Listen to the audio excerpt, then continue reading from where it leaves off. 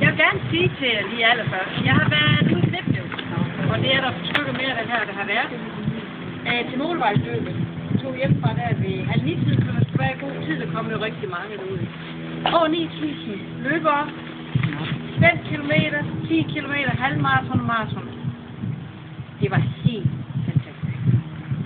Og som jeg også sagde lige i Karl Hundsprøjens Larsen og Prins Joachim selvfølgelig den allerførste, han var der faktisk rigtig lang tid og var meget interesseret i det. Og så mig lige skulle være sætte nogen i gang.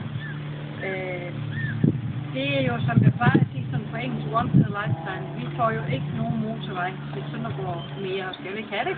Og heller ikke der, hvor vi bor.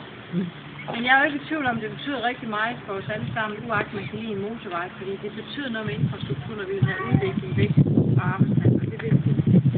Det andet, jeg synes, der også er rigtig spændende, det er så at tage til sådan en dåb. Det er jo ikke normalt det, jeg laver, døbe 4 års indrikker, som jeg sådan har læst om. Den er sådan lidt bredere end andre både, er det ikke rigtigt?